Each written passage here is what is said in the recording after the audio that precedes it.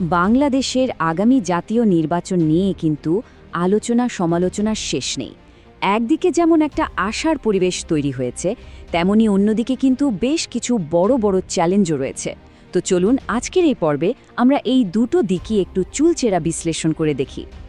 দেখুন, হাতে সময় কিন্তু আর মাত্র 1 মাস। এর মধ্যে চারপাশে কত রকমের গুজব, কত কথা। তো সবার মনে এখন যে প্রশ্নটা ঘুরপাক খাচ্ছে সেটা হলো, এই যে 12ই ফেব্রুয়ারির ভোট, এটা কি আসলেই হবে? চলুন এই মূল প্রশ্নটা দিয়ে শুরু করা যাক।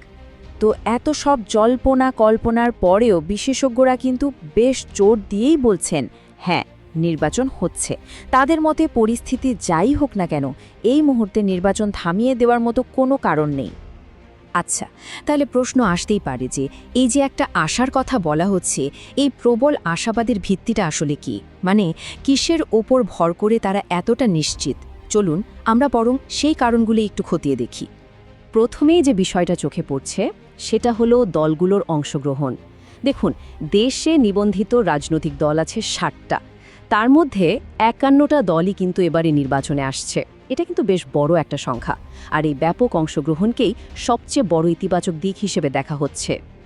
আর এই ইতিবাচক পরিবেশের একটা বড় প্রমাণ কিন্তু পাওয়া যাচ্ছে খোদ প্রধান নির্বাচন কমিশনারের কথাতেই।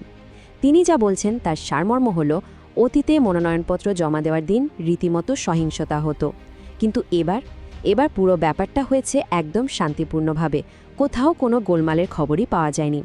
এটা কিন্তু একটা বিশাল পরিবর্তন, তাই না?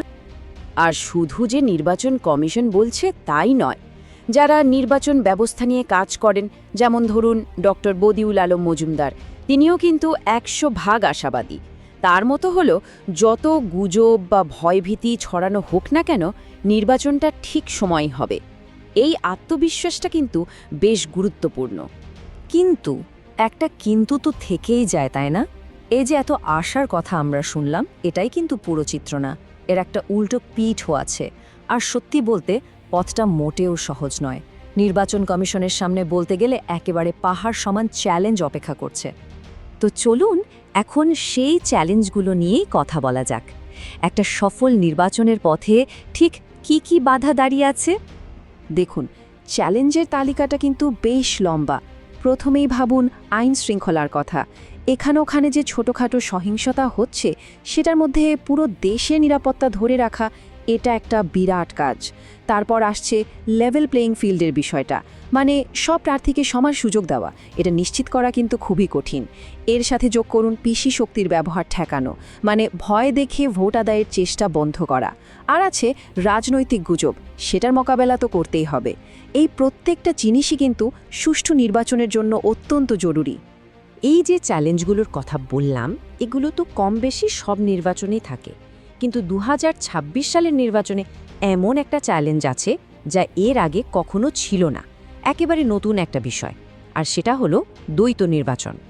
একটু সংখ্যাটা ভাবুন তো, 12.5 কোটিরও বেশি ভোটার। এটা কোনো ছোটোখাটো ব্যাপার নয়, রীতিমতো একটা বিশাল কর্মযোগ্য। আর এই বিপুল সংখ্যক ভোটারকে এবার সামলাতে হবে একেবারে নতুন একটা পদ্ধতিতে। ব্যাপারটা আসলে কি, তাই তো? আচ্ছা, ব্যাপারটা হলো, এবার একজন ভোটার ভোট কেন্দ্রে গিয়ে একটা নয় বরং দুটো ভোট দেবেন। একটা ভোট দেবেন সংসদ নির্বাচনের জন্য, মানে এমপি নির্বাচনের জন্য, আর দ্বিতীয় ভোটটা দেবেন একটা জাতীয় গণভোটের জন্য। এটা কিন্তু বাংলাদেশের ইতিহাসে এই প্রথমবার হতে চলেছে। তার মানে ভোট কেন্দ্রে ঢুকে প্রত্যেক ভোটার হাতে দুটো আলাদা ব্যালট পেপার পাবেন। একটাতে সংসদ প্রার্থীর জন্য সেল মারতে হবে, আরেকটাতে গণভোটের জন্য। এখন এই যে দুটো আলাদা ভোট দেবার প্রক্রিয়া, এটা কিন্তু অনেকের কাছেই একটু জটিল মনে হতে পারে। আর এখানেই কিন্তু একটা বিভ্রান্তি তৈরি হওয়ার সুযোগ থেকে যাচ্ছে। আর এই দ্বৈত ভোটের কারণে কিন্তু বেশ কিছু সমস্যা ডমিনো এফেক্টের মতো তৈরি হতে পারে। যেমন ধরুন, দুটো ভোট দিতে গিয়ে সময় বেশি লাগবে, ফলে ভোটের লাইনে ভিড় বাড়তে পারে। আবার ভোট গণনার সময়ও কিন্তু সাধারণ নির্বাচনের চেয়ে অনেক বেশি সময় লাগবে। আর সবচেয়ে বড় যে সমস্যা, সেটা হলো ভোটারদের মধ্যে বিভ্রান্তি তৈরি হওয়ার আশঙ্কা, কারণ এই গণভোটটা নিয়ে কিন্তু খুব বেশি প্রচারণা চালানো হয়নি। তাহলে দেখুন, আমরা দুটো ভিন্ন চিত্র পেলাম, তাই না? একদিকে নির্বাচন আয়োজন করার জন্য একটা প্রবল রাজনৈতিক ইচ্ছা আছে, আর অন্যদিকে আছে বেশ কিছু কঠিন বাস্তবতা আর চ্যালেঞ্জ। এখন প্রশ্ন হলো, এই দুটোর মধ্যে ভারসাম্যটা কোথায় হবে? ব্যাপারটা অনেকটা একটা রেসের মতো।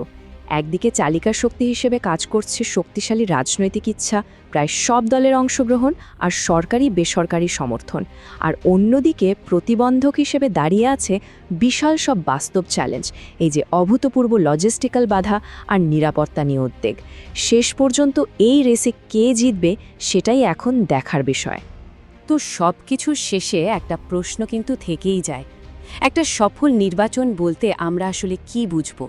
শুধু কি 12ই ফেব্রুয়ারি ভোটটা হয়ে গেলেই সেটাকে সফল বলা যাবে, নাকি একটা নির্বাচনকে সফল বলার জন্য এর চেয়েও বড় কোনো মাপকাঠির প্রয়োজন আছে? এই ভাবনাটাই হয়তো আমাদের সবার জন্য রেখে যাওয়া হলো।